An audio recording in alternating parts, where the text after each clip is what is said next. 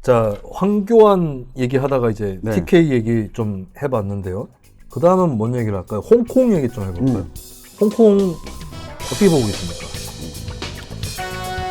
저는 홍콩 사태 관련해서 네. 특히 이게 대학생들 중심으로 해서 중국 정부를 상대로 투쟁을 벌이는 걸 보면서 네. 마치 저기 80년대 한국 사회를 보는 것 같다라는 느낌을 많이 받았어요. 네. 그리고 이 생각을 많이 했어요. 그러니까 일국양제. 일국양제. 네, 일국양제라는 게 참 쉽지 않구나. 그리고 일국양제를 하려면 양쪽 다 민주주의에 대한 성숙도를 높여야지만 네. 가능하겠다. 지금 사실 중국이 민주주의라는 측면에서 보면 많이 좀 부족한 거잖아요. 그러니까 자국 내에서는 그런 방식으로 하더라도 문제가 네. 없다 보니까 그걸 홍콩에 주입하려고 하는 과정이었다고 보고. 그러니까 이게 뭐 사회주의냐 아니면 자본주의냐 이 문제가 아니라 그 정치 시스템 자체가 민주주의의 성숙도가 떨어졌기 때문에 이걸 홍콩에서 저항을 불러일으켰다. 이 얘기는 즉슨 남북 관계에서도 만약에 일국양제이거나 연방제 통일 형태로 가게 됐을 때 이 문제가 불거질 수 있겠다. 그래서 이 홍콩의 시민들에게 국제적인 연대를 하는 걸 더불어서 우리의 연방제나 연합적인 이제 그 통일 방안에 대해서 좀 그 연구하고 고민해 볼 수 있는 계기인 것 같다. 그 생각을 좀 많이 해봤어요. 이 연방제 잘 되겠어요? 한반도에서 하더라도. 안 될 것 같습니다. 홍콩과 중국도 네. 이 정도인데 우리 김씨 왕조와 나는 왕조 차린 적이 없는데. 아니 그 김정은이랑 같은 집안이에요. 네. 네. 내 책상 위에 도영인의 사과가 놓여져 있다는 것. 네. 그것은 결코 꿈이 아닌 현실임을 알아야 할 것입니다. 네. 전화번호는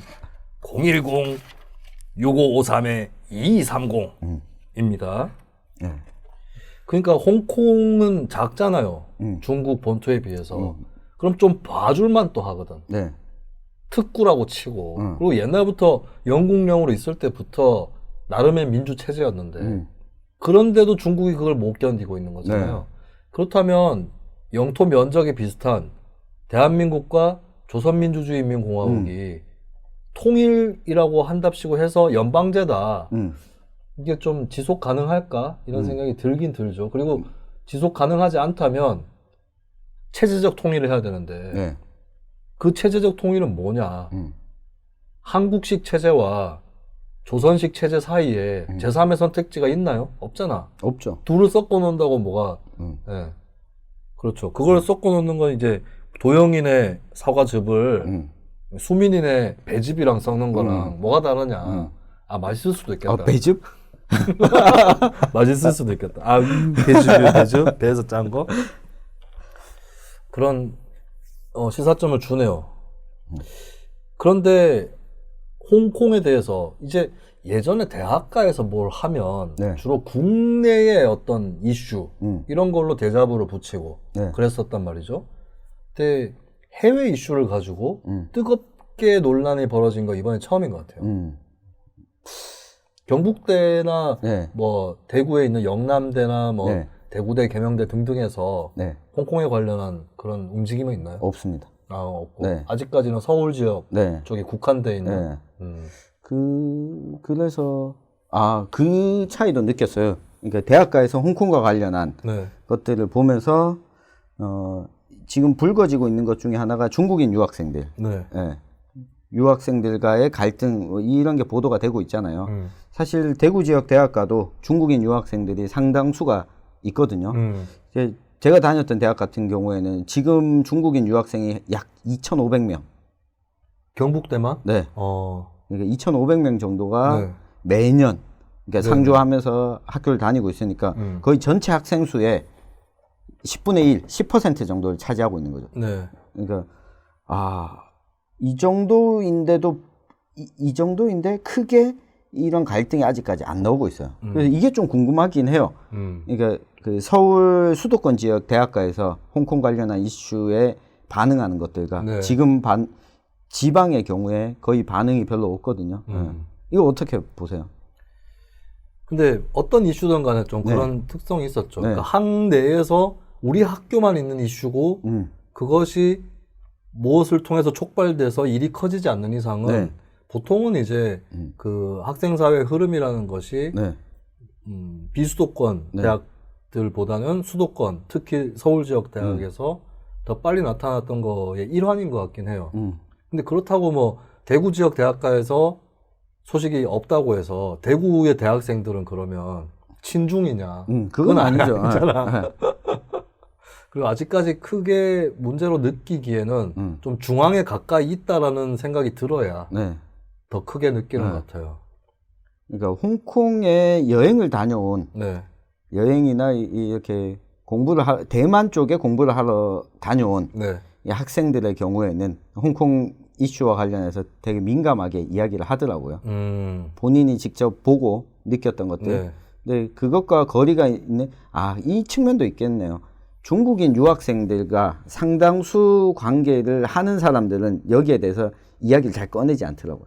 그러니까 괜히 갈등을 만들어내는 걸 네. 별로 이렇게 부담스러워하는. 그렇죠. 네. 교류를 하는 학생들은 네. 부담스러울 수밖에 없는 거죠. 네. 대구에는 홍콩 유학생은 없나요? 모르겠어요. 홍콩 유학생들은 네. 제가 본 적은 없는 것 같아요. 지금 잘못하면 서울 쪽에서는 중국 학생들하고 홍콩 학생 충돌 가능성도 배제할 수 없는 그런 상황. 네. 예. 프랑스에서도 대학가에서 토론회 하다가 이스라엘 학생들하고 팔레스타인 학생들 주먹 다짐. 네. 원래 그냥 토론회였는데 토론하다가 주먹 다짐으로 번지는 사례도 있었다. 그렇게 얘기를 하는데 참 이제 이게 먼 나라 일이 아니다 보니까 우리도 좀 그나마 비교적 가까이서 느끼는 것 같고 제가 학교 다닐 때였으면 홍콩 문제는 운동권 내부에서 뜨거운 논쟁이 됐을 거예요. 맞아요. 지금은 오히려 운동권이 많이 퇴조했잖아요. 네. 대학가에서. 그때면 운동권이 그래도 살아있을 때였고 특히 민족주의 성향이 강한 NL 쪽, 반미 성향이 강한 이쪽 사람들인데 주류가 이 사람들이 홍콩 문제를 얘기하면 또 이 사람들이 또 이렇게 평소에 만나면 허심탄회하게 얘기를 잘 안 해. 네.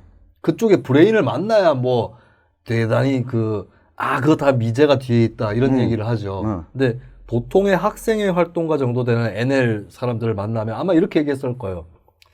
근데 이게 보이는 게 다가 아니고 여러 가지 맥락들이 있고 그리고 홍콩도 뭐 이게 무슨 그렇게 진보적인 투쟁이 아니고 뭐 어쩌고 저쩌고 하고 그리고 살짝 뭐 미국도 뭐 여기에 관여가 돼 있고 뭐 이런 식으로 얘기할 거란 말이죠. 그러면서 조직되어 있는 학생들이 대자보를 이렇게 과감하게 붙이는 가능성이 떨어졌을 수도 있어요. 그리고 몇몇 나 같은 애들이 그때 붙였더라도 크게 이슈화 안 되고 지나가는 그럴 수도 있지 않았을까. 근데 지금 오히려 시대가 달라진 거예요. 네. 그러니까 우리나라의 40대가 특히 그런데 친중 정서가 있어요.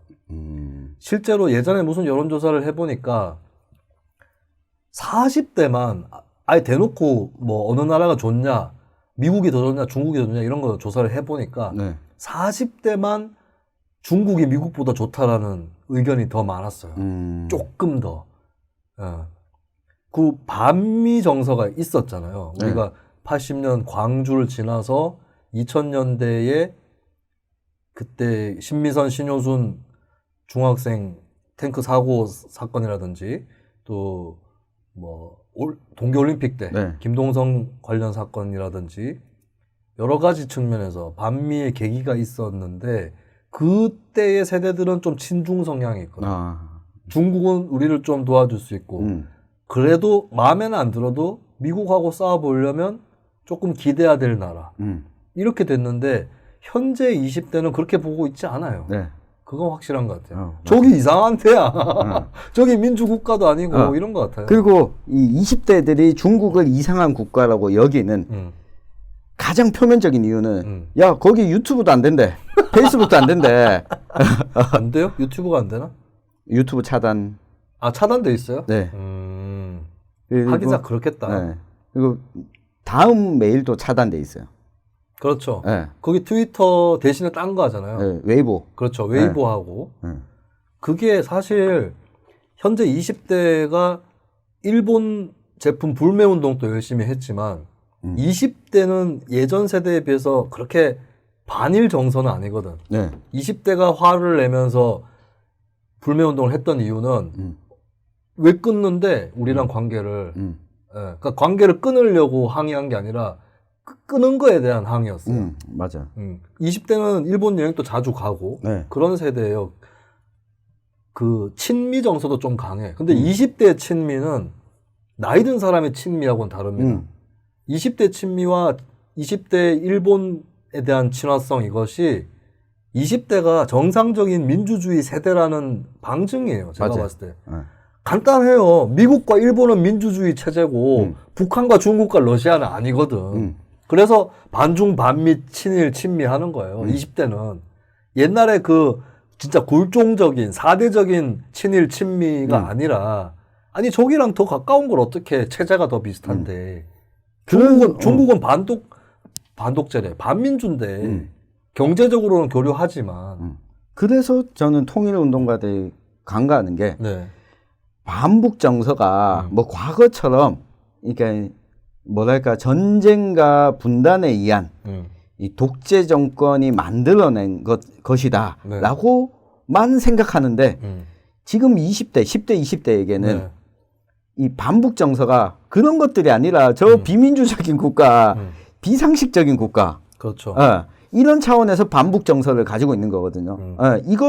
이걸 생각하지 않고 요즘 20대들은 공부를 제대로 안 해서 민족에 대한 통일에 대한 개념이 없다. 뭐 이따위 얘기나 하고 제끼고. 그렇죠. 김현철 통일부 장관의 대표적인 사례. 김현철 통일부 장관이 20대는 보수라고 반통일 보수라고. 20대 입장에서는 그게 왜 보수요? 통일 반대하는 게 왜 보수냐는 거지. 하자는 게 보수 아니야? 이렇게 되는 거죠. 아니 그 독재 국가하고 통일해서 어쩌겠다는 건데 이런 발상. 그러니까 20대가 교육을 제대로 안 받아서 민족의 애국심이 없다. 이 발상을 지금 현재의 중국이 홍콩에 대해서 똑같이 하고 있어요. 그래서 홍콩의 그 관청의 공무원에 대해서 자격을 중국에서 이제 원래는 홍콩 현지 사람을 안 뽑았습니다. 근데 얼마 전부터 뽑기 시작했어요. 그래서 홍콩에서도 공무원이 인기 직종이거든요. 근데 지금 중국이 노리는 게 중국 본토의 대학이나 아니면 중국이 홍콩에 세운 중국 대학을 나와야 공무원이 될 수 있도록 하겠다. 그리고 홍콩의 대학생은 학교를 거기를 안 나와도 몇 학기를 정해서 중국 본토로 가야 된다. 가서 애국주의 교육을 받아야 된다. 이따위 발상이 지금 중국에서 나오고 있어요. 아니 그런다고 바뀌냐고. 386 세대 생각해봐요. 80년대 전두환 반대 데모할 때 그 세대들이 70년대 때 고등학교 다니면서 독재교육 받고 국민교육헌장 외우고 했던 세대거든. 그런다고 반독재 운동 안 하냐고. 네. 그럼 그 교육을 가지고 어떻게 해보는 것이 가능하고 그게 안 됐기 때문에 저런 거다. 이렇게 치부하는 게 얼마나 웃긴 발상이에요. 맞아요. 그래서 지금 홍콩 사태에 20대가 반응하는 것도 그 측면에서 좀 봐줄 필요가 있다. 이 반중 정서의 기원이 무엇인가. 그리고 오히려 그 친중 정서와 이 20대들의 반중 정서에는 이런 측면도 있어요. 오히려 한편으로는 민족주의적인 측면도 있어요. 반중 정서에? 네. 어떤 의미죠? 그러니까 2000년대 중반 7차 교육과정 들어가면서 한국사 그 역사 교과서가 바뀌잖아요. 오히려 학습한 게 중국의 동북공정에 대해서 막 되게 비판하는 내용이 7차 교육과정 안에 들어가요. 네. 이 이후부터는. 네네. 그러니까 한중일 그리고 공통 역사 교과서를 제작하기도 하고. 그렇죠. 네. 이 과정에서 중국의 저 자국 중심주의, 국수적인 태도가 납득이 안 가는 거죠. 그리고 우리 집단, 우리 대한민국이라는 차원에서 보면 저 중국이 저렇게 나오는 거는 되게 보수적이고 국수적이고 정근대적인 그런 차원에서 이게 근대적 민족주의 차원에서 반중 정서도 가지고 있다. 네. 네. 그렇죠. 그리고 이제 냉정한 건데 우리가 국제 질서는 여러 겹으로 국가 간의 관계는 여러 겹으로 짜여져 있거든요. 네. 중국하고 잘 지내면 좋지요. 경제 교류 잘 하면 좋죠. 그런데 중국하고 우리가 군사 동맹이 가능하냐고요. 아니거든요. 불가능하죠. 네. 오히려 군사적으로는 어쨌든 타겟으로 서로 봐야 돼요. 네, 그럴 수밖에 없는 거예요. 그게 이상한 게 아니라 네. 그 현실은 바뀐 게 없거든요. 그런 상황에서 예를 들면 교과서를 통해서 공부를 하는데 동북 공장을 봤다. 아, 이 사람들 믿을 수 있는 네. 사람들이냐. 일본만 그 독도 타령하는 거 나쁜 거냐 이게. 그리고 적어도 현재 국제 질서에서 한일 간의 전쟁이 날 가능성은 굉장히 낮거든요. 맞아요. 어쨌든 그런 거에 비해서 중국은 긴장을 늦추고 볼 수 있는 나라가 결코 아니다라는 생각을 또 하는 것이죠. 40대 경우에는 친중 정사가 있는 거는 긴장을 자기들은 어렸을 때 갖고 있었어. 네. 근데 풀렸거든요. 40대가 성장하는 과정에서 중국에 대한 그 인식이 풀렸어요. 그러면서 굉장히 좋은 시절을 보냈어. 90년대만 봐도 그때 막 그 장점인 중국 그 주석이 김대중 대통령을 따끄라고 부르고 이런 호시절을 보냈거든요. 그리고 중국과 교류하면서 장사를 해갖고 성공한 사람들도 있을 거고 네. 그 세대에는 40대, 50대에는. 근데 현재는 20대 입장에서는 사드에 대한 보복하는 것도 봤고 아 저기 좀 이상하네 저기 민주주의도 아닌데 이렇게 생각할 수 있는 거죠. 그렇기 때문에 홍콩 문제에 대해서도 좌우면하지 않고 저항하는 거예요, 같이. 옛날 운동권들은 미국이 어쩌니 이런 핑계 대고 제가 대학교 다닐 때 약 파는 지식인들이 있었어요. 무슨 약을 파냐? 남미약을 팔아.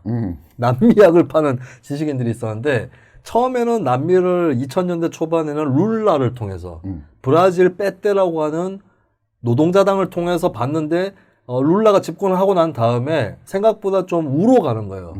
신자유주의 정책도 받아들이고 미국하고는 약간 맞짱을 뜨는데 예, 경제적으로는 우로 가는 거야. 그러니까 이제 좌파들이 베네수엘라 차베스 약을 팔기 시작하는 네. 거예요.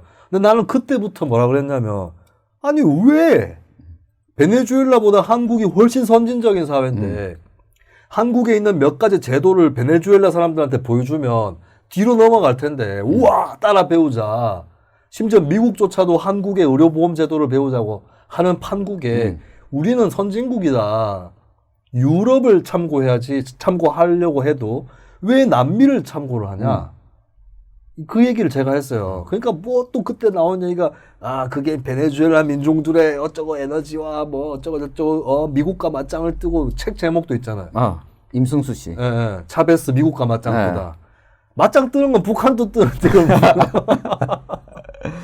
그래서 제가 그때 뭐라 그랬냐면 차베스는 베네수엘라의 박정희라고 본다 나는. 좌파 버전의 박정희다. 이거는 글쎄 그러니까 차베스의 정책, 베네수엘라의 사례 중에서 본받아야 될 것도 있을 거예요. 적절한 생산 수단의 사회화, 뭐 국유화 이런 부분이 적절한 부분이 있을 것이고 베네수엘라 주민들이 우리도 뭘 해볼 수 있다. 마치 한국의 새마을운동 때 있었던 장점 이런 기운이 있었을 수도 있어요. 근데 어쨌든 간에 우리가 배울 나라는 아니거든. 우리에게 적용이 가능한 나라도 아니죠. 그렇죠. 우리가 그렇게 기름이 많이 나는 것도 아니고 우리는 오히려 기름이 없는 자원이 적은 나라로서의 특성을 갖고 거꾸로 발전시켜 왔거든. 차라리 핀란드라든지 핀란드는 국토의 80%가 숲과 호수예요. 네. 이런 핀란드라든지 이런 나라에서 배우는 게 더 빠르다고요. 맞아요. 예. 근데 막 약을 팔면서 미국과 맞짱을 뜬다. 예? 근데 그게 중요한 게 아니라 지금 홍콩 사람이 당장에 밟히고 있는데 예. 분연히 일어나는 게 민주주의자. 이게 민주주의부터 갖춰야 되거든. 진보, 보수, 좌파, 우파, 친미, 반미 떠나서 민주주의가 기본이잖아요. 그런 의미에서 저는 80년대, 90년대 심지어 제가 학교 다닐 때 주류 운동권도 민주주의에 대한 학습은 안 돼 있었다고 생각해요. 맞아요. 그분들은 현재도 민주주의에 대한 학습이 안 돼 있는 분들이 계시더라고요. 네. 그분들 가운데도 민주주의에 대한 학습을 뭐 최근 들어서 하시는 분도 계시지만 아직도 정세 분석하는 걸 놓고 보면 아까 김수민 MC가 이야기했던 것처럼 이건 뒤에 미국이 있다. 홍콩 투쟁에는. 그리고 반자본 투쟁으로 나가지 못하고 있는 홍콩 투쟁은 부르주아들의 투쟁이다. 그러면 그거는 옹호할 수 없냐고 민주주의를 위한 투쟁인데. 그렇죠. 예. 그러니까 이런 사고에 멈춰 있으면 지금 20대와 10대와 소통할 수 없다. 예. 그리고 홍콩의 높은 집값이라든지 이런 몇 가지 사회경제적 문제가 있었어요. 그게 없었으면 홍콩이 저렇게 크게 터질 수 없어요. 네. 단지 그냥 그 송환법을 철회하라 이것만으로 터질 수 없다고 시위가. 부마 항쟁도 부산 경남이죠. 부산 경남뿐만 아니라 전국적으로 있었던 거지만 여러 가지의 경제적 문제가 부마 항쟁의 근원이었거든요. 네. 그것을 전두환은 보고할 때 김영삼을 제명해가지고 저렇게 됐어요라고 보고했고 김재규는 보고할 때 생활고 그다음에 세금 너무 높고 네. 장사 잘 안 되고 노동자들 권리가 제대로 보장받고 있지 않다. 이걸로 들고 일어났다고 보고했거든. 그렇다면 홍콩 투쟁도 진보적 좌파적 성격이 이미 있는 거예요. 민중적으로. 그리고 그렇습니다. 그래서 아까 뭐 베네수엘라 미국과 맞짱 뜬다 그랬는데 미국과 맞짱은 민주주의를 더 잘해보기 위해서 떠야 되는 거죠. 근데 미국처럼 민주주의를 안 하려고 뜨면 안 된다는 거지. 부르주아 민주주의, 자유민주주의라고 좌파들은 현실의 민주주의를 표현하는데 그거보다 더 잘하려고 좌파하는 거지 다른 거 하고 더 못한 거 하려고 하면 안 되는 거죠. 맞아요. 북한 따라가려고 그러니까. 좌파하면 안 되잖아요.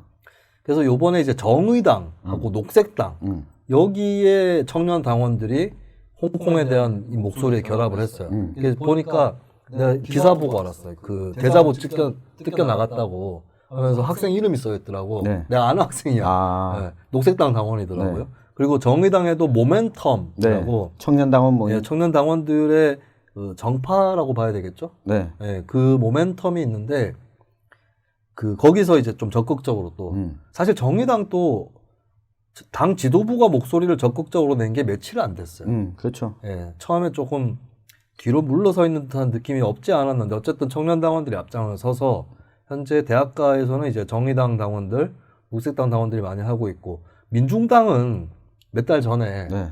홍콩에 대한 논평을 내면서 네. 아까 우리가 얘기했던 그런 자세를 취하긴 했는데 네. 최근에 보니까 네. 그래도 폭력 진압은 안 된다.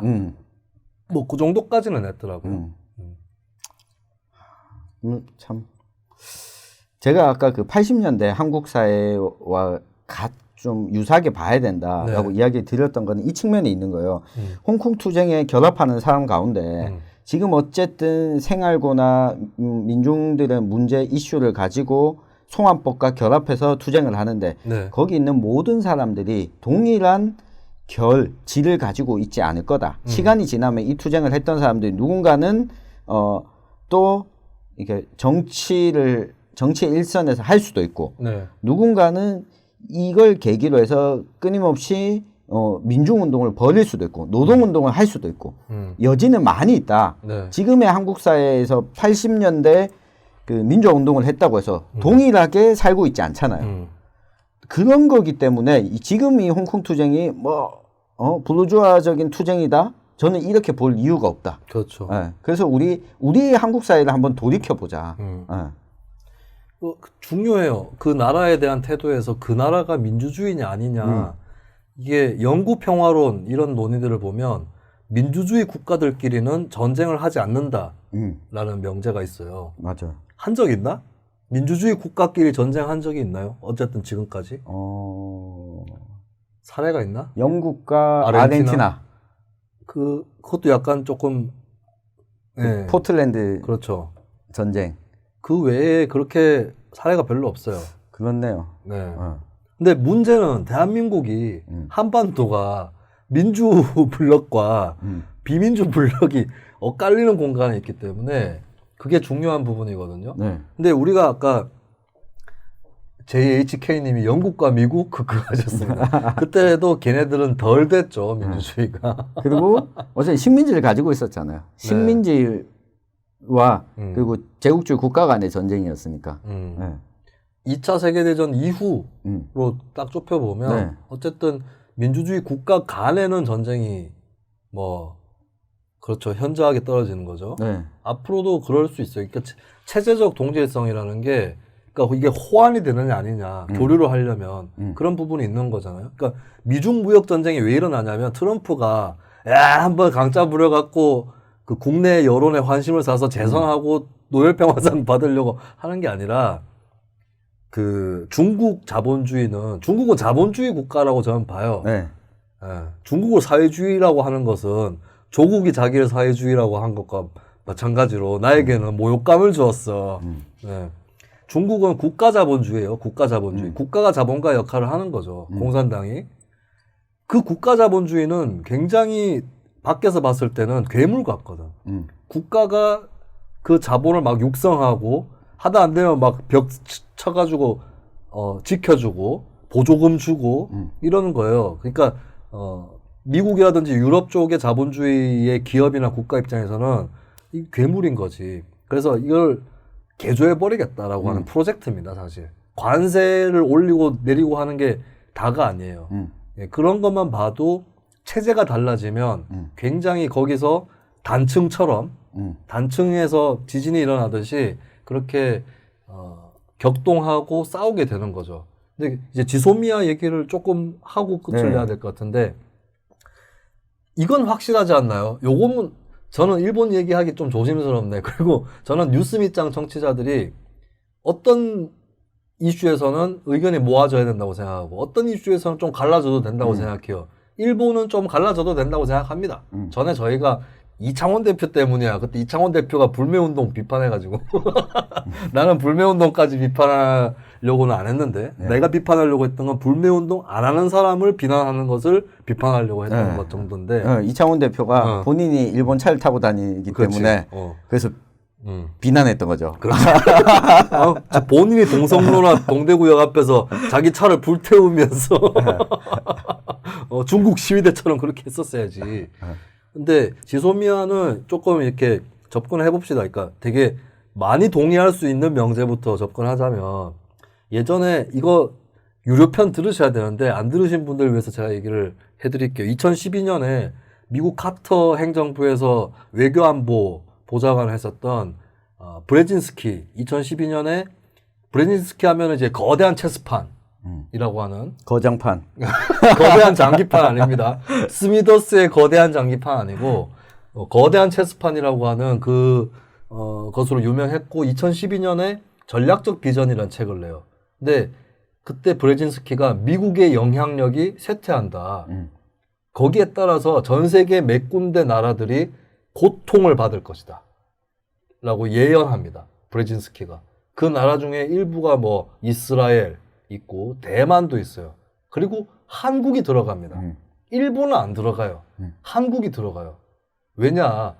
한국이 지금까지 미국의 어떤 영향력 속에서 최전선에 있었거든요. 그래서 문재인 대통령이 얼마 전 얘기했듯이 방파제란 말이야. 근데 미국이 슬슬 힘이 빠져요. 그러면 한국이 최전선에 있었던 한국과 같은 대만과 같은 이스라엘과 같은 나라들이 힘들어진다고요. 그러면서 브레진스키가 한국은 중국과 같이 갈 거냐 미국과 같이 갈 거냐를 선택해야 되는 고통스러운 상황이 온다라고 얘기를 했어요. 근데 그걸 꼭 선택하지 않더라도 이 얘기도 동의가 20대들은 이 얘기를 많이 동의할 것 같아요. 저는 둘 중에 하나면 일본 아니야?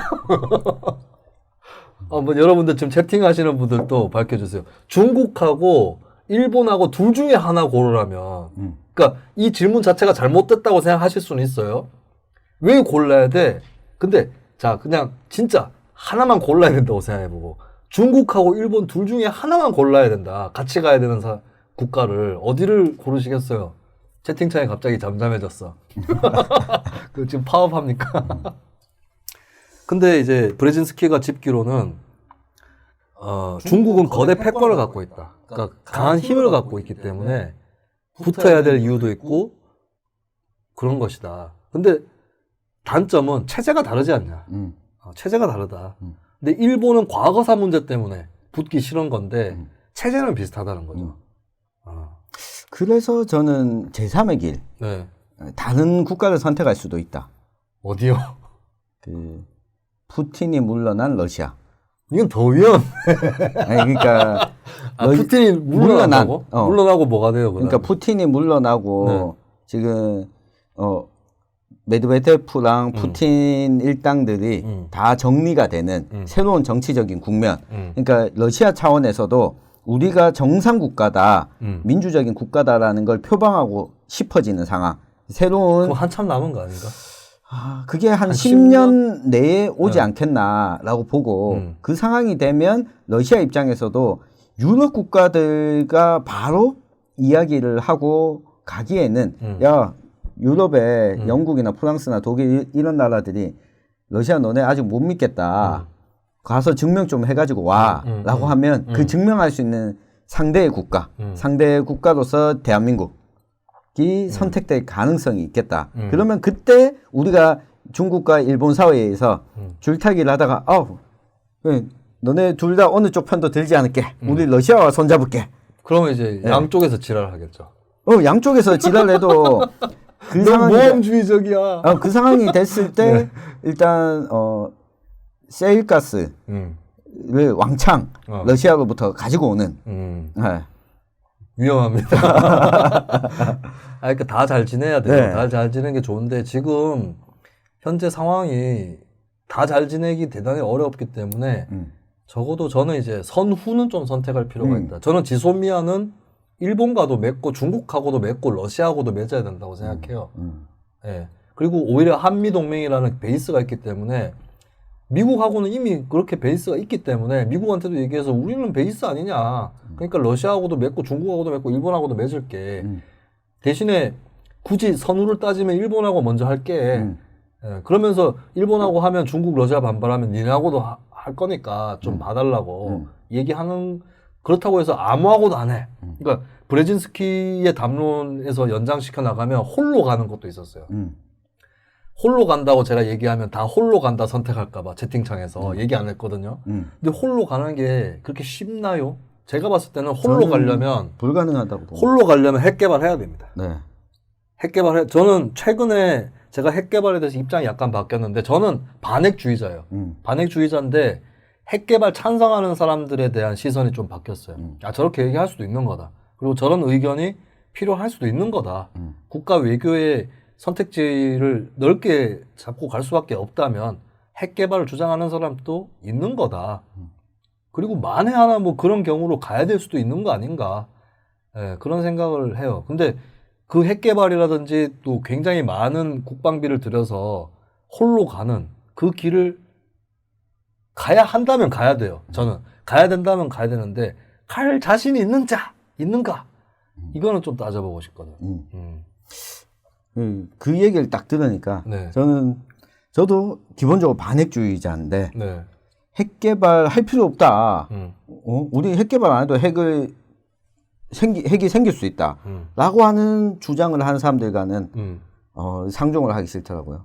북한과 잘 지내면 저절로 핵이 생긴다. 그래서 북한 핵을 용인해줘야 된다. 북한 핵이 우리 핵 된다? 네. 그럴 리는 없습니다. 그러니까. 그건 아니에요. 그건 그러니까, 아니야. 네, 그 이야기를 네. 하면서 우리가 미국과 중국 사이에 일본 어느 쪽과도 손잡지 않고 네. 북한과 합쳐야 된다.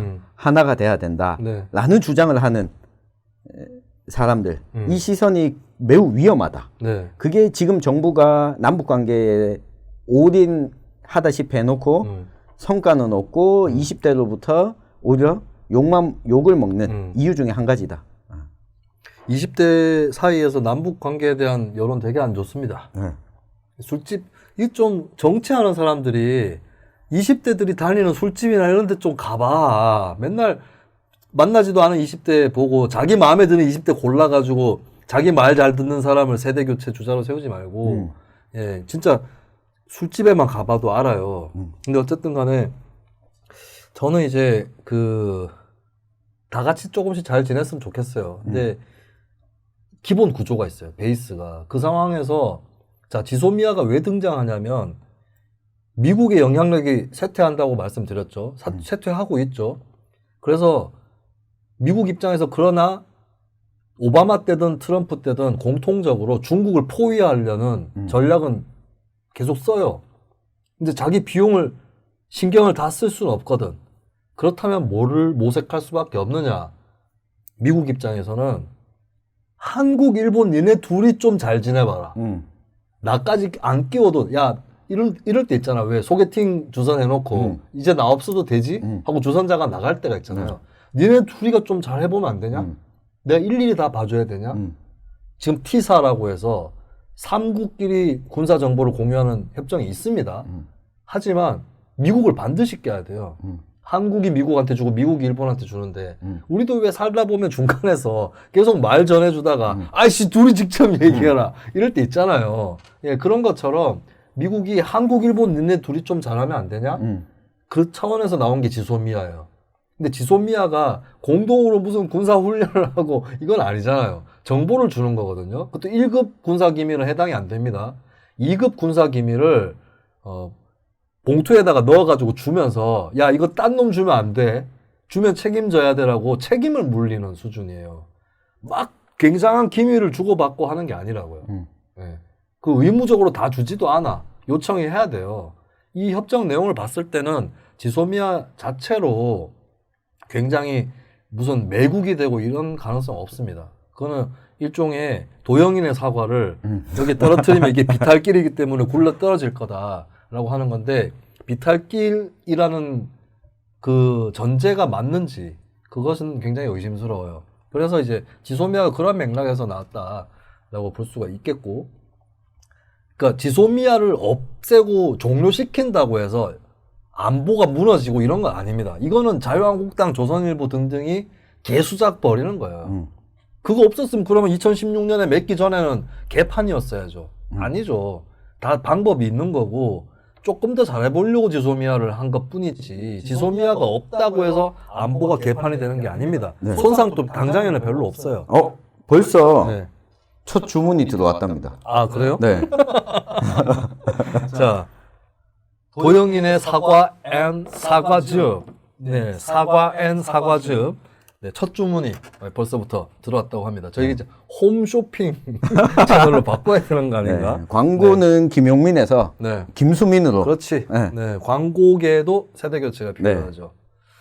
그래서 어쨌든 그 지소미아는 없다고 해서 큰 문제가 생기는 것도 아니지만 네. 있다고 해서 큰 문제가 생기는 것도 아니에요.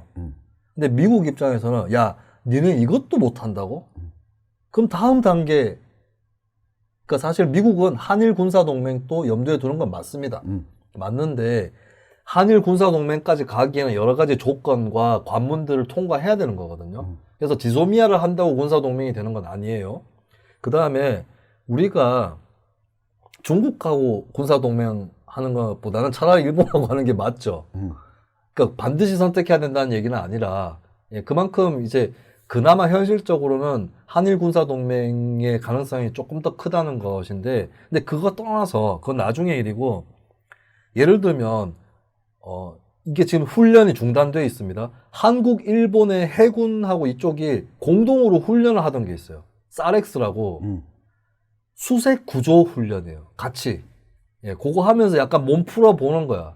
예, 군인들끼리 만나서 같이 훈련을 하는데 대신에 뭐 이렇게 공격하고 방어하고 이런 훈련이 아니라 뭘 찾고 구조하고 이런 훈련을 같이 하는 거예요. 이게 김대중 정부 때 처음 시작을 했고 이게 쭉 왔어요. 그리고 군사교류가 전혀 없는 게 아니야. 관함식 그 우기일기 때문에 관함식 그 일본에서 오는 거 취소됐었죠. 근데 그 전에도 관함식 몇 번 했었고 일본 군함들이 왔었어요. 예. 그런 군사적 교류가 전혀 없지는 않았습니다. 그리고 진짜 뭐 한미동맹과 같은 그런 수준의 한일동맹으로 가려면 그거는 과거사 문제나 영토 문제나 이런 것들이 많이 해결돼야 돼요. 그래서 지소미아 때문에 한일동맹으로 바로 치닫지는 않는다라고 하는 거고, 그 다음에 안타까운 게 한일 간에 어느 정도 협력이 돼야 미국한테도 한번 받을 수가 있거든. 지금 미국이 일본한테도 방위비 분담금 압박, 한국한테도 방위비 분담금 압박 때리고 있거든. 둘이 동병상련이에요, 한일 관계가. 근데 한일 관계가 악화되다 보니까 대응을 공동으로 대응한다거나 이런 건 굉장히 요원한 일이 되어버렸죠. 그래서 우리가 중국하고도 한번 뻗대보고 미국한테도 뻗대보려면 한일 간에 잘 지낼 필요가 있어요. 예. 중국하고 미국한테 자주를 부려보기 위해서라도. 그리고 북한하고의 관계를 개선시킬 때도 일본이 잘 쓰일 수 있습니다. 네. 일본, 남북 관계, 한일 관계 따로 있는 게 아니라 또 삼국 관계가 또 있거든요. 그런 걸 봤을 때는 물론 억지로 일본이랑 다 잘 지내야 되고 다 타협해야 되고 아니면 조금 꿇어야 되고 이런 얘기를 제가 드리는 게 아니라 어찌됐든 간에 잘 푸는 게 좋다는 거죠. 근데 거기 치고는 지소미아가 저는 썩 큰 카드는 아니었다고 봐요. 그리고 일본 입장에서도 미국이 지랄해서 한국이 종료 못 시킬 거다. 이거를 알고 있다고 어느 정도. 그래서 크게 위협이 안 됐을 겁니다. 제가 만약에 문재인 대통령이나 정부다. 내가 대통령이다. 그 같은 상황에 맞닥뜨렸다고 한다면 지소미아 카드를 쓴다면 저 같으면 일본에서 처음에 수출 규제 얘기 나왔을 때 그때 꺼냈을 거예요. 바로. 빨리 꺼냈을 거다. 빨리 꺼냈을 거. 오히려 빨리 꺼내가지고 안보상의 이유로 수출 규제한다고? 안보상의 이유로 지소미아는 어떻게 지속하냐? 이렇게 가는 거예요. 그래서 계속 그 얘기 하는 거지. 지소미아는, 난 이렇게 얘기할 거예요. 니네가 지소미아 끊으라고. 니네 손으로 끊으라고. 그러다가 말 안 들으면 내가 끊어주랴 하다가 8월 24일에, 씨발, 지소미아는 연장한다. 일본과 별개로. 그리고 일본에서 약간 지랄지랄 할 거거든. 그러면 일본에서 뭐 며칠 동안에 해야 된다고 지랄지랄 했는데, 뭐, 그걸 떠나서 우리가 판단하건대 지소미아는 유효한 게 있다. 대신에 일본은 지금까지 지소미아는 계속해야 되면서 수출 규제는 수출은 끊으려고 하는 거기에 대해서는 입증하지 못했다. 그러면서 일본이 이 사태에 책임이 있다라는 쪽으로 덮어 씌우는 카드로 지소미아를 썼을 것 같아요. 근데 우리 정부는 너무 늦게 꺼냈어. 그 중국과 일본 가운데 하나를 택한다면 이 측면에서도 저는 일본을 택할 것 같은 게 제가 그 불매운동 당시에도 이야기 드렸던 게 네. 일본의 시민사회운동가 그리고 한국의 시민사회운동이 뭔가 협력을 창출할 필요가 있다. 그리고 실제로 어느 정도 협력을 같이 해본 경험도 있고 네. 그걸 중국에 대입해 봤을 때 불가능한 얘기예요. 그렇죠. 중국 시민사회하고는 중국 시민사회가 없죠. 없죠. 네. 그리고 이 시민사회 운동도 교류를 해본 경험이 없어요.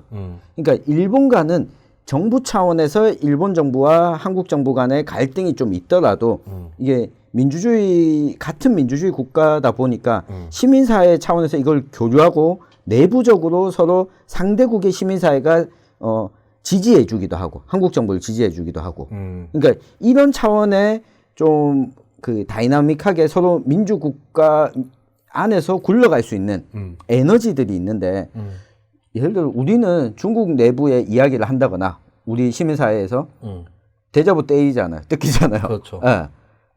여기는 저는 이런 차원의 교류가 불가능하기 때문에 중국과 손을 잡을 수는 없다. 그러니까 어느 정도 친하긴 지내더라도 정부 차원에서 손을 잡고 가기에는 더 불가능한 국가가 중국이다. 일단 저는 지소미아에 대해서 이게 헷갈리네. 지소미아 종료 통보 효력 정지. 네.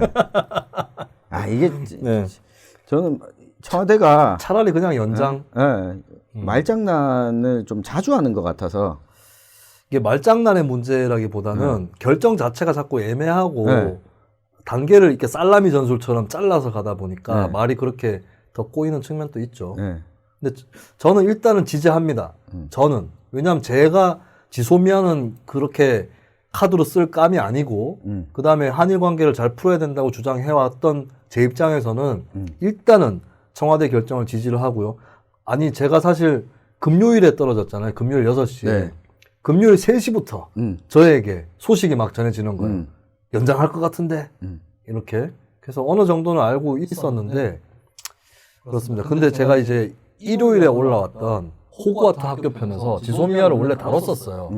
다뤘었는데 삭제했습니다. 예, 그 부분 삭제했어요. 왜냐면 그거 녹음 끝내고 편집장한테 보낸 직후에 정부의 발표가 나가지고 저는 그때 이미 메시지로 받았어요. 연장할 수도 있다. 근데 안 하면 어떻게 또 그래놓고 그래서 혹시나 해서 녹음을 일단 해놨는데 그래서 이제 요번 편으로 좀 밀어서 얘기를 드리는 거고요.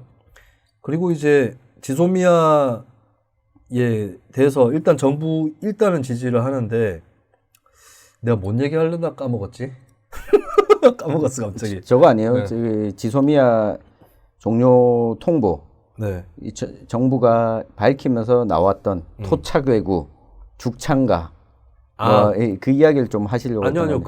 내가 그 사이에 많은 그 악플과 욕을 먹었지만 어쨌든 협상을 해야 된다고 해서 말을 했고 정부가 크게 벗어나고 있지 않다고 아직은 판단을 해요.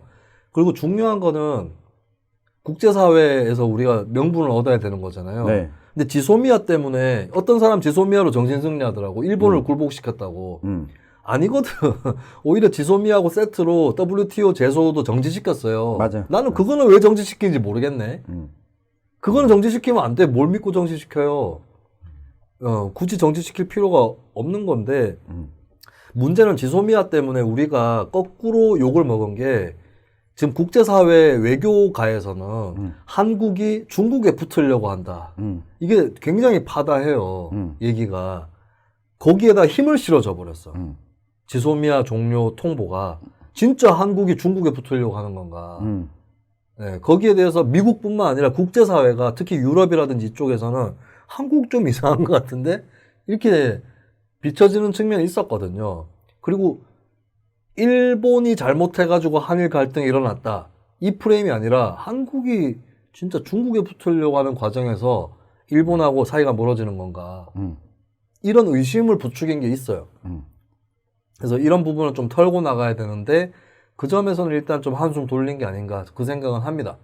여러 가지 생각이 있을 수 있어요. 저희 방송 듣는 분들 중에서도 문재인 나쁜 놈! 지소미아는 파기시켰어야 한다! 이런 분들이 계실 수 있고 또 거꾸로 뭐 파기를 나도 생각해왔는데 우리가 어쩔 수 있냐 이런 사람도 있을 수 있는 거고요. 여러 결의 목소리는 있을 수 있어요. 근데 저는 오늘 제가 드리고 싶었던 말씀 두 가지예요. 지소미아 자체가 그렇게 그 자체로 큰 게 아니다.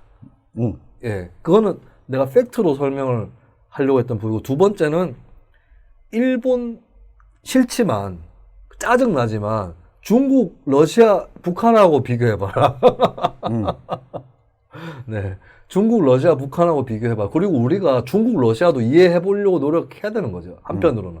북한에 대해서도 우리가 내재적 접근법이라고 해서 저 체제는 그래도 사람의 체제다. 왜 저렇게 되었는가 노력했다면 그 노력했던 거에 반만 일본에 써도 어느 정도는 거기는 민주주의 체제이기 때문에 이해 불가능한 건 아니거든요. 맞아요. 네. 그리고 왕정도 이해하면서 그러니까 민주국가를 이해 못하면 그건 아니다. 일본은 왕정이기도 하죠. 그렇네요. 일본이 이상하긴 이상해. 네. 나는 결정적으로 이해 안 가는 게 야스쿠니 신사. 야스쿠니 신사에 보면 전범들은 일부고 여러 사람들이 있잖아요. 맞아. 그러면 이제 어떤 사람 분사 얘기하잖아. 분사. 전범들 따로 빼면 안 되냐고. 근데 야스쿠니 신사의 개념이 죽은 사람은 많은데 그게 한 덩어리라면서 뭐야 이게 골 때리게. 나 이런 거는 솔직히 이해를 못해요. 이상한 문화를 일본에서 볼 수 있어요. 근데 따지고 보면 우리나라엔 그런 문화 없었나? 중국에는 전종 문화 있었고 우리나라에도 내가 바로 기억은 안 나는데 팔이 안쪽으로 굽는다고 나라마다 그런 이상한 그 이해할 수 없는 문화들이 네, 그렇게 있었던 것이죠. 순장도 있었고 지금 없잖아. 지금 없잖아. 김수로 왕님의 채팅창 요청으로 제가 성대모사로 얘기를 해드리겠습니다. 내가 60년대 한일 외교를 위해서 독도 폭파 발언까지 하면서 여기까지 왔시오. 내가 그때 비록 급한 마음에 독도 폭파 발언도 했지만 어쨌든 우리 때 잘했든 못했든 간에 보람이 있으려면 후세에서 양국 관계가 잘 진행이 됐으면 좋겠슈. 그리고 마이크를 한 분에게 더 넘겨드리겠슈. 제가 했었던 김대중 오부치 선언의 정신을 기억한다면 문재인 대통령과 아베 총리도 김대중 오부치 선언에 이은 문재인 아베 선언이 가능할 것입니다. 네. DJP 성대모사. 참 고생한다 오늘 네. 빵꾸 나는 바람에. 이창원 아직 하나. 이창원 대표 지금 콘서트에 집중 안 하십니까? 콘서트 다 끝났나? 네, 저희가 권영국 변호사 안 오셔가지고 둘이서 떠드는데 와 근데 한 명 없으니까 힘드네. 체력적으로 지금 우리가 2시간 44분 떠들었거든요. 그 앞에 권영국 변호사 오기 전에 버텼던 게 1시간쯤 되나요? 네, 1시간쯤. 아, 네네. 네. 그러면 에피소드 2편 나왔네, 이제. 네. 제가 오늘 약간 컨디션이 안 좋은 것 같아요. 혀도 네. 꼬이고. 제가 사실은 이가 하나 없습니다, 안에. 네. 제가 한 3달 동안 안에 이가 하나 없는 채로 왔어요. 하나밖에, 저는 이가 네. 4개 없어요. 아, 그래요? 네. 지금 또? 네, 지금도. 안 떼워요? 없다니까요. 그러니까 임플란트 안 해? 저 임플란트 하러 갈 시간이 없어서. 아, 불쌍하다. 네. 발음 새는 거 못 느꼈는데. 원래 혀가 짧아서. 저 같은 경우는 말을 하면서 이렇게 새는 게 느껴지고 막 네. 침이 막 이쪽으로 네. 빠져나가기도 하거든요. 네. 그래서 이래갖고 방송하겠나 이런 생각도 했는데 제가 이달 말에 최종적으로 넣습니다. 임플란트를. 그럼 지금 뿌리는 지금 이제 세워놨어요? 이거 뭐 박아놨어요. 나사 박아놨어요. 아. 돌돌돌돌. 제가 다니는 치과가 그 의사분하고 간호사분이 전부 여자야. 그래서 이제 의사분이 하시면서 했던 멘트가 기억에 남습니다. 덜덜덜덜 들어갈 때 기계 넣을 때 덜덜덜덜 마취 넣고. 네. 제가 이가 왜 빠졌냐면 팬 때문에 빠진 거예요. 팬? 네, 팬 한 대 맞았어요? 팬한테 한 대 맞아. 이게 다 미르미디어 때문이야. 미르미디어 나 이빨 물어내. 이동영 씨 물어내라고 내 이빨. 제가 그 미르미디어 한창 출연하고 있을 때 네. 그로부터 몇 주 지나서 내가 하차했죠. 그 미르미디어가 녹음 끝나면 항상 뒤풀이를 갑니다. 김용민과 이동형의 가장 큰 차이점이 뭐냐? 뒤풀이가 있느냐 없느냐. 술을 마시느냐 안 마시느냐. 이동형 무조건 마십니다. 네. 내가 또 빠질 사람이 아니지. 가는데 이제 거기 뒤풀이를 가면 1차를 어디를 맛있는 거 먹고 2차를 술집에 가요. 네. 술집은 똑같습니다. 가는 데가. 네. 그 집에 가면 거기 주인장이 나를 너무 좋아해요. 수민아. 이제 안 좋아하겠네. 모르겠네. 그분이 조국기면은 이제 그래도 그분이 나를 좋아하는 게 좀 남자로서 좋아한다고 정평이 나 있어요. 그래요? 그분이 남자세요? 여자예요. 나를 쉽지 않을 남성으로서. 쉽지 않을 것 같은데. 네. 뭐가 쉽지 않아요? 그 남성으로서 우리 김수민 MC를 좋아하기가. 아니 여성. 그러니까 여성이. 네. 왜 날 좋아하는 게 쉽지 않아. 그래서 하여튼 저의 팬인데 그분이 이제 뭐 어떨 때는 막 반찬도 해주시고 그랬어요. 그러다가 하루는 사탕을 주시더라고. 한 박스 아직도 남아있어요. 그 사탕 씹다가. 사탕을 먹다가 내가 옛날에 떼워 넣었던 그게 빠진 거예요, 조각이. 빠져가지고 내가 그 조각을 들고 다음날 치과에 갔죠. KBS에 가까이 있는 이거 이러면 다 알겠다. 광고 넣으세요. 거기 치과에 갔더니 남아있던 그 치아도 사갔다. 그래서 그대로 넣는 거는 넣어봤자 의미 없다. 떼우는 부분이 더 크다. 사실은 그걸 떼울 때도 신경치료까지 받아가면서 떼운 거라서 그걸 떼우신 분이 알고 봤더니 녹색당 당원이야. 의사가. 근데 어쨌든 간에 그게 시간이 지나니까 떨어진 거고 다시 떼우려고 하니까 안 되는 거죠. 그래서 임플란트를 받기 시작한 거죠. 그 사탕 때문이야. 그 이야기 듣고 나니까 빨리 치과를 가야 되겠네. 4개 언제 다 떼워. 힘들겠다. 그 치아보험도 넣어놨는데. 네. 치아보험도 넣었어요? 네. 사는데 지장 없나? 4개 없으면?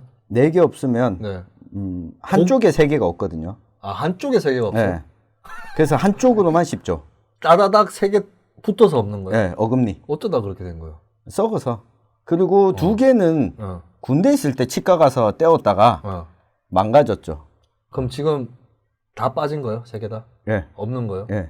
그 고기는 그쪽으로 못 씹겠네. 네, 고기는 오른쪽으로만 씹습니다. 그럼 오른쪽 얼굴이 커져요.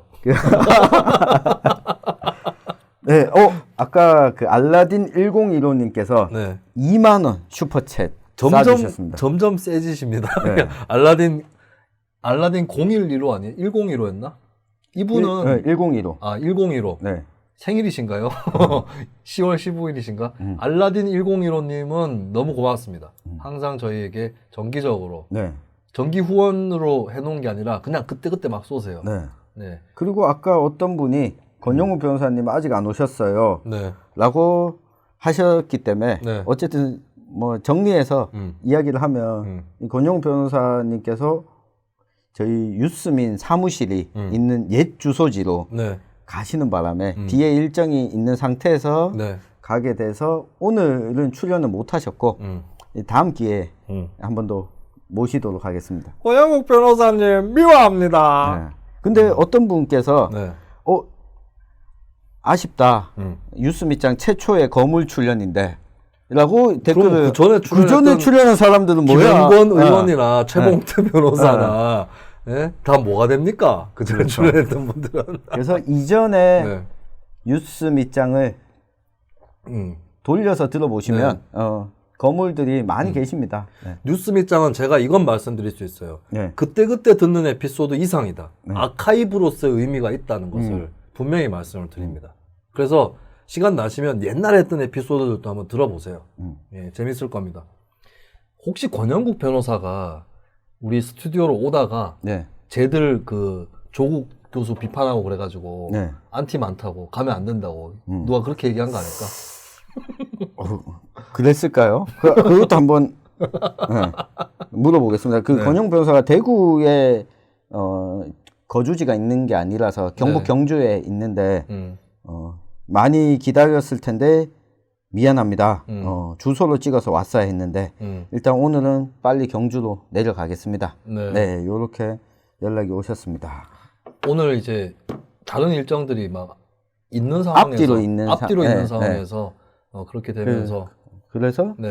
가는 금요일 또 일정이 쭉 있어가지고 저희가 토요일 저녁을 잡았는데 네. 저도 사실은 권영국 변호사 아까 늦어질 때 네. 속으로 안 오셨으면 좋겠다고 생각했어요. 아 그래요?